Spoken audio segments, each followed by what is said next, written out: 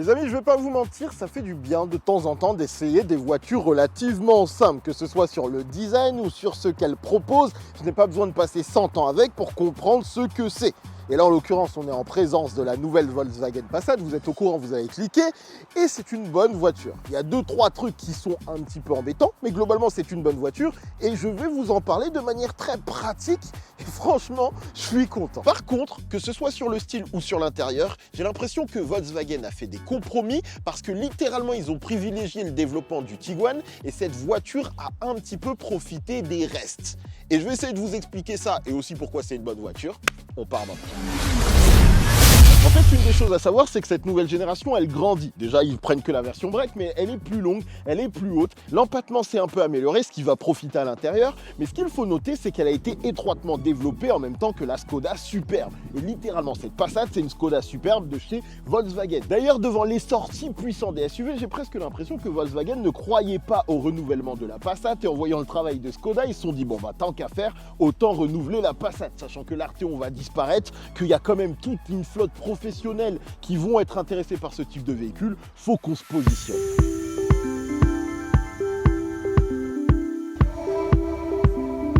On en pense quoi du design de cette nouvelle Passat? Je vous demande véritablement votre avis car pour une fois je ne sais pas quoi en penser. Les nouvelles lignes plus rondes ne sont pas forcément une mauvaise chose, mais j'ai comme une petite sensation de manque de stature. Et je ne peux m'empêcher de revenir à la Skoda Superb et sa face avant bien plus cohérente avec le segment. En réalité, sur le style, cette Passat applique une recette très simple, c'est littéralement une photocopie du style du nouveau Tiguan, les codes SUV en moins. Et c'est là où ça devient intéressant d'observer la version Airline parce que comme tu as beaucoup de rondeur en partie haute, tu sens qu'ils ont voulu compenser comme pas possible sur le pare-choc. Ils ont tout mis. On a une méthode à la RS3, c'est-à-dire que clairement, tu sens cette volonté de mettre des pseudo-foros gris en plastique noir laqué pour que ça ressorte un peu avec des grosses lames en partie extérieure. Ça marche pas trop mal, mais c'est peut-être un petit peu trop caricatural. Alors que là, en partie haute, tu prends ça, tu as vraiment l'impression d'avoir un dessin plus à la Volkswagen ID et tu sens un petit peu cette compromission. Sachant qu'en plus, la recette est littéralement celle qui est appliquée sur le Tiguan. Et c'est la même recette à l'arrière, regardez, à part le Passat qui passe en noir, toute la partie haute est exactement la même que sur une version classique et tout ce qui restait à venir travailler, c'est le petit bout de pare-choc avec, encore une fois, une application façon RS3. Des fausses grilles qui n'ont pas véritablement de sens, mais qui sont censées apporter un peu d'agressivité. Une catadioptre qui, je trouvais plutôt bien dessinée, intégrée et vient élargir un petit peu la voiture et des petites lamelles façon Skoda. Là, pour le coup, c'est un dessin façon Skoda nouvelle génération qui clairement montre qu'il y avait des limites. Une des meilleures preuves de tout ça, c'est quand même la jante de cette version Airline. Parce que les amis, on est sur un lancement de presse, c'est censé être la version dynamique et on a une jante quasi pleine comme sur une version électrique. Littéralement, en termes de style, il n'y a pas grand chose à dire. Ce n'est pas spécialement très excitant. Et ça montre à quel point sur cette génération, Volkswagen a cherché à optimiser autant que possible tout ce qu'il pouvait. Et quand je vous dis que j'ai l'impression de voir une Skoda, les amis, je ne rigole pas. Regardez, il y a même le parapluie dans la porte. Depuis quand Volkswagen fait ça? J'ai même envie de vérifier un petit... Oh là là, regardez, ça c'est des éléments qui sont propres à Skoda, c'est les éléments Simply Clever, c'est des marqueurs forts de chez Skoda, bizarrement présents sur cette nouvelle Passat. C'est une Skoda superbe. Et d'ailleurs les amis, je suis à bord du Tiguan 2024 et honnêtement je crois que c'est la meilleure preuve que Volkswagen a délaissé la Passat parce que comme vous pouvez le voir, on profite du même tableau de bord et d'ailleurs ça marche un petit peu mieux dans une approche SUV, mais ce n'est pas tout.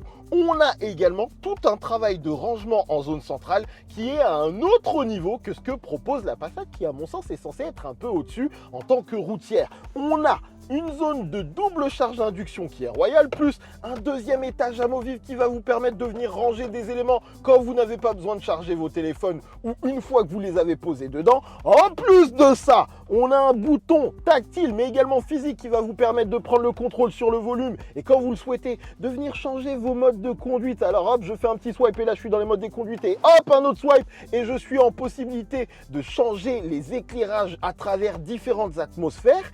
Et en plus de ça, ce n'est pas fini les amis. Dans le nouveau Tiguan, on profite également d'un rangement beaucoup plus réfléchi qui va vous en offrir plus, notamment avec ce petit truc là qui va vous permettre de venir agencer comme vous le souhaitez vos porte-gobelets ou vos petits rangements amovibles. Je vous jure que c'est mieux fait et je ne comprends pas si Volkswagen avait vraiment passé du temps sur la Passat, pourquoi je n'ai pas la même proposition dans la Passat, parce que pour moi ça rentre. On se pose à l'intérieur de cette nouvelle Passat. On va démarrer tranquillement. Le bouton démarrer est ici et le commodo pour marcher, aller en marche avant ou en marche arrière est derrière comme sur les véhicules ID. Alors, c'est très fonctionnel. C'est pas forcément la solution la plus, la plus pratique à mon goût. J'aurais préféré que les commandes soient ici, mais c'est une histoire de choix. Maintenant, le tableau de bord, sensiblement, c'est celui du Tiguan en un peu moins bien. Et je vais essayer de vous expliquer pourquoi. Pareil, on a une approche qui est relativement proche de ce qu'on a dans l'i17, mais pareil, en un peu moins bien. Et c'est là où j'ai l'impression que le traitement offert à cette Passat n'est pas au même niveau que l'autre, comme que le Tiguan ou l'i17, et c'est un peu dommage parce que du coup, vous avez compris, ça se voit visuellement, on a le très grand écran qui ici est en 15 pouces si je dis pas de bêtises, avec le nouveau système multimédia dont je vous ai fait une vidéo dédiée que vous pouvez aller voir si vous voulez une présentation détaillée, j'y reviendrai assez rapidement. On a un écran digital derrière le volant qui a un traitement anti-reflet qui fonctionne très bien, et du coup ils ont supprimé la petite casquette. Alors c'est intéressant pour une raison, c'est tout simplement que visuellement ça allège un peu le poids de ce tableau de bord. Par contre ça montre toutes les petites poussières parce que forcément il y a un peu plus de lumière qui tombe dessus, et alors que la voiture est relativement neuve, et bien quand je me suis posé dedans je voyais plein de petits éléments que je vais avoir envie de nettoyer tout le temps, et ça c'est le petit défaut de cette absence de casquette. On a également un affichage tête haute et ensuite un petit peu de rangement ici en zone centrale. D'ailleurs, je dois vous dire un truc, c'est exactement pour les rangements dans cette partie centrale la même chose que sur la Skoda Superbe. On définira laquelle est la meilleure peut-être un jour, mais honnêtement, allez aussi jeter un œil à la Superbe. Et après, on a un volant que je trouve un peu trop grand. Franchement, là, ça fait un petit moment que je roule avec la voiture, je l'ai trouvé un peu trop grand. Je suppose que le but du jeu, c'est de laisser passer l'écran. Et ce qu'il faut surtout noter, c'est que on a le retour des boutons physiques qui sont plus ou moins un bon point, même si en termes d'agencement, il y a des petits détails qui m'embêtent. Je verrai si j'ai le temps de vous en parler. Maintenant, si on parle des rangements, première impression quand je suis monté dans la voiture, c'est qu'il en manquait un petit peu. Parce que moi, quand je suis en essai, j'ai deux téléphones. Donc, il y a un endroit pour le port de charge à induction. Après, vous allez avoir deux ports USB type C sur le côté et le porte-gobelet. Le problème, c'est que là, typiquement, admettons que j'ai une boisson. Là, il y a mon badge de télépage. Et en fait, j'avais mon deuxième téléphone et j'avais pas un endroit dédié pour le poser. Il me semble que dans la Tiguan, on peut poser deux téléphones en charge à induction. Il faudrait que je vérifie.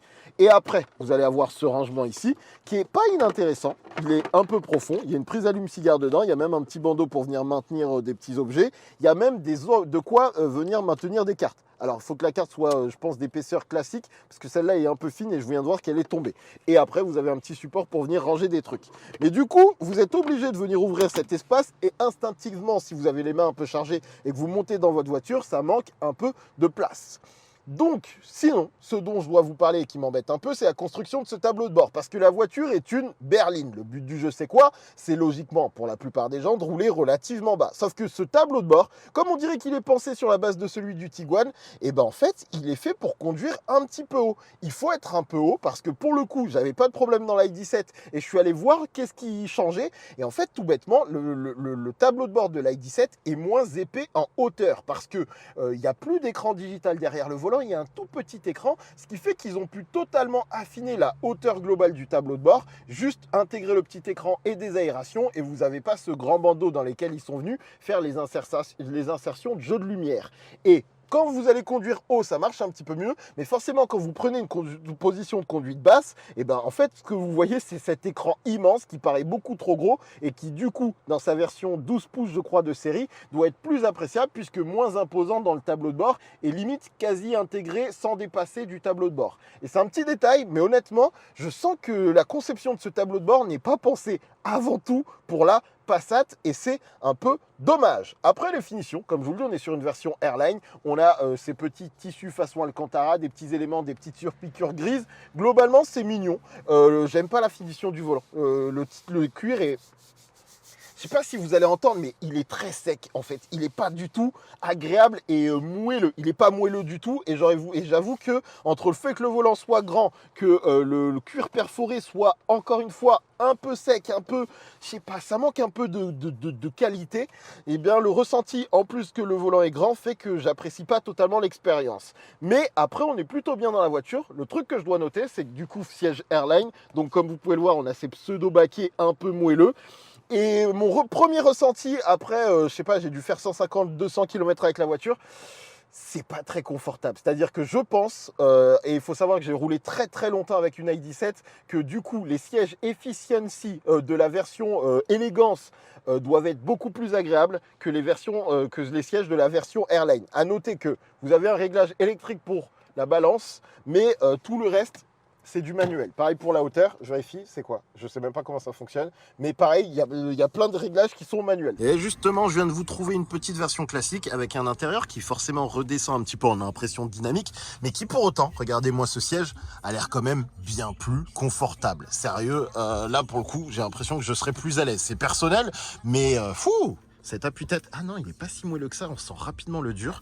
Mais le rendu me plaît beaucoup plus et même le volant a l'air un petit peu plus moelleux. Ah non, c'est pas si un tout petit peu plus quand même. Bah voilà, c'est un cuir qui paraît un peu moins sec que sur la version Airline. Après, c'est une voiture dans laquelle on se sent bien. Et pour revenir 3 secondes sur l'écran, en fait, franchement, ce nouveau système, il est top. J'ai fait plus de 2000 bornes avec. Il est bien pensé. Le tableau de bord, non, le GPS est bien foutu.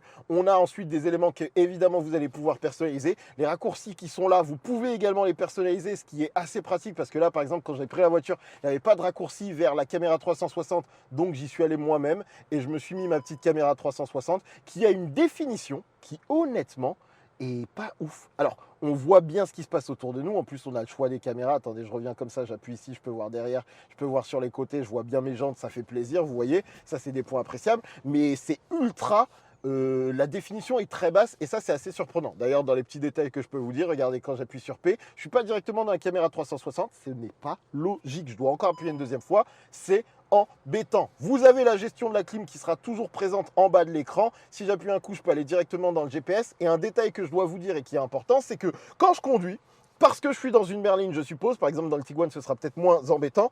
En fait, ce qui se passe, c'est que des fois, là, on est dans des petites routes vallonnées, il y a des moments où tu te dis, tiens, j'ai envie de passer sur les boutons mode de conduite. Et quand tu es en train de conduire, c'est un peu loin, vous voyez, c'est un peu loin. J'ai un poil reculé mon siège, je crois, mais c'est quand même pas agréable d'aller chercher les boutons en haut sur l'écran. Et en fait, ce qu'on peut faire tout bêtement, c'est dire, active le mode sport.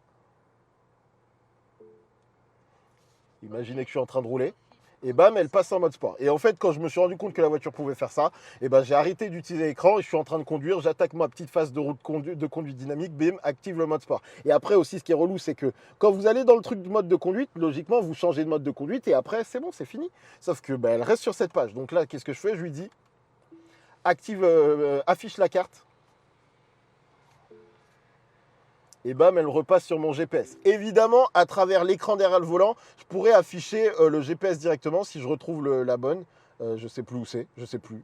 J'ai un peu de mal à comprendre exactement comment fonctionne l'affichage, mais théoriquement, je peux afficher mon GPS. Allez, c'est faisable, c'est totalement faisable. C'est juste moi qui suis en galère à chaque fois pour comprendre. Voilà, je peux afficher mon GPS directement dans la carte. Et en plus de ça, je peux également lui dire, affiche l'affichage tête haute.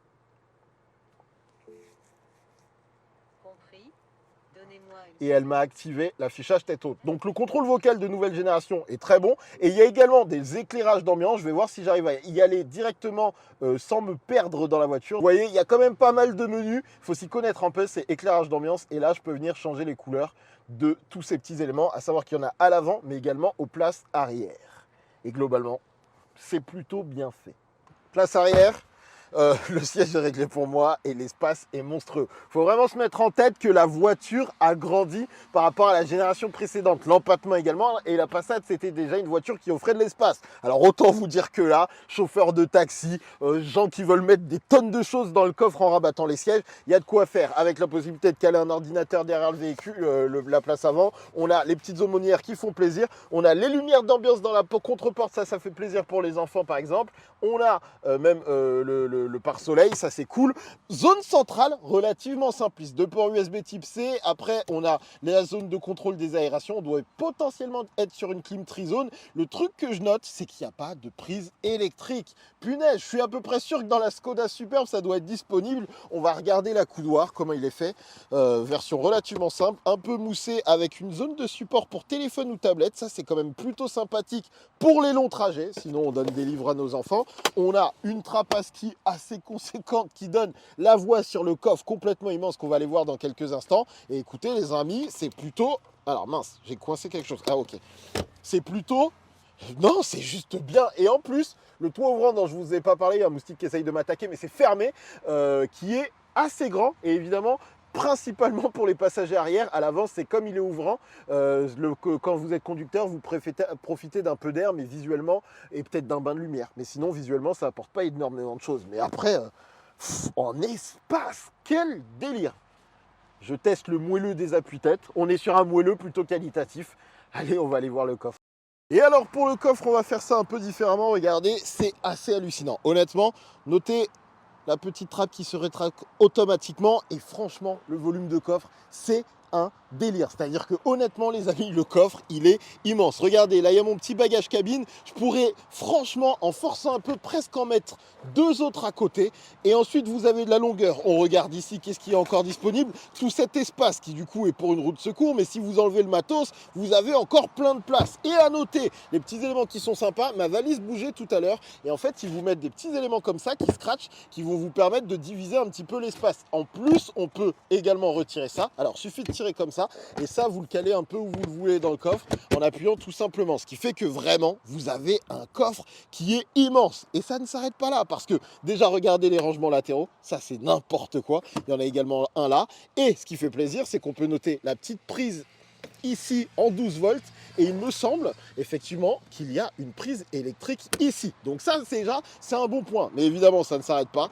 Et là, on commence à ouvrir complètement le coffre et en volumétrie, les amis. Mais regardez-moi ce délire. Alors, à une main, est-ce que je vais réussir à enlever les éléments? On essaie. Ouais. Ah, hop, j'ai réussi. Et regardez, il y a même une deuxième barre. Ah oui, d'accord, ok. Alors, à une main, enfin, l'espace de coffre, sérieusement. Regardez l'espace de coffre disponible.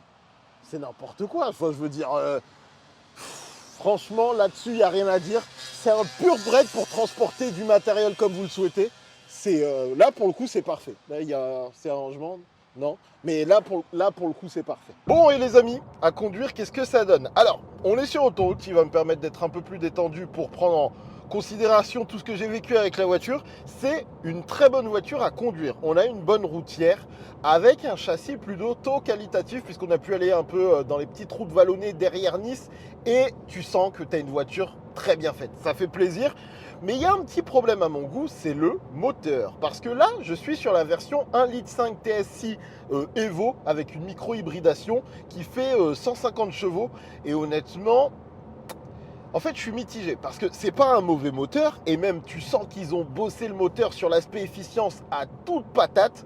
Au sens où clairement tu sens que dès que possible le moteur fait en sorte d'économiser de l'énergie, de consommer le moins possible. Quand j'ai pris la voiture, j'étais à 960 km d'autonomie. On a fait un peu d'autoroute et franchement ça remontait en autonomie disponible. J'ai failli avoir affiché 1000 km d'autonomie. Je pense que tu as de la désactivation de cylindre. La voiture est capable de se dire ok, on est en descente, il a lâché l'accélérateur, je me mets en roue libre. Enfin vraiment tout est fait pour optimiser. En plus de ça, la voiture est plus efficiente aérodynamiquement. Donc vraiment, ils ont poussé tout ce qu'ils pouvaient. Mais c'est un petit 4 cylindres avec un peu pas assez de souffle en fait. Et du coup, là on était dans les petites routes et dès que tu commences à le solliciter, tu sens que c'est compliqué et que c'est un moteur qui est à l'économie. Déjà, il faut automatiquement te mettre en mode sport si tu veux un peu de réactivité. Et même en mode sport, c'est pas encore au niveau attendu. C'est-à-dire que même en venant jouer avec les palettes derrière le volant, tu as très peu de connexion avec ce qui se passe au moteur. Tu n'as même pas de ressenti quand tu tombes des rapports. C'est juste qu'au bout d'1 ou 2 secondes, la voiture va monter en régime très haut. Tu te dis, ok, il a pris l'information que je lui ai demandé et il est tombé dans les rapports. Ou sinon, tu as l'affichage derrière sur le compteur. Mais c'est vrai que en termes d'agrément moteur, pour le véhicule qu'ils essayent de proposer en termes de prestations, en termes de ressenti intérieur, en termes de technologie intégrée, tu as l'impression que le moteur, il est asthmatique, quoi. C'est pas le terme exact parce que ça répond plutôt bien et quand tu es ouvert d'esprit, j'ai envie de te dire, la voiture va te suivre. Mais clairement, il faudrait un 2 litres TSI dans cette voiture. Il faudrait un 2 litres, honnêtement. Et en fait, elle souffre un petit peu du fait qu'on est dans une économie automobile complexe où les gros moteurs n'ont plus trop leur place. Et donc, logiquement, si vous êtes un vrai gros rouleur ou en tout cas que vous allez utiliser ce type de véhicule pour faire de la route vallonnée ou même que vous avez, le goût des motorisations qui sont confortables, qui ont un vrai agrément, je ne l'ai même pas encore roulé, mais j'ai tendance à vous dire, allez vers le 2 litres TDI 150 parce que vous aurez plus de coupe, vous aurez un moteur plus rond, vous aurez plus de puissance disponible.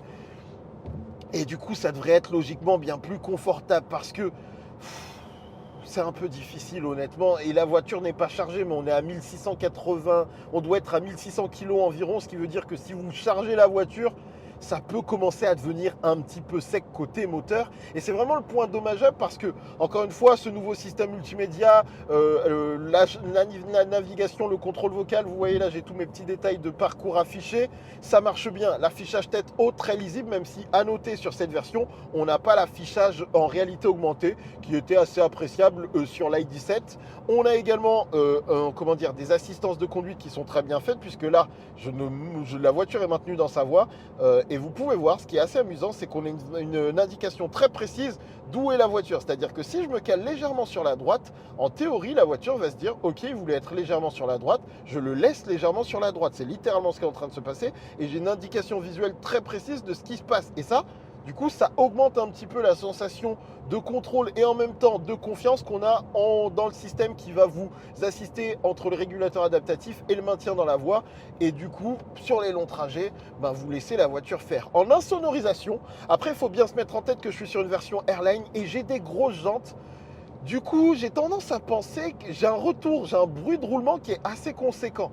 Même si on sent, et je crois qu'on a du double vitrage, on sent qu'il y a un travail là-dessus. C'est vrai que j'ai un bruit de roulement qui est assez conséquent, mais comme je vous le dis, grosse jante.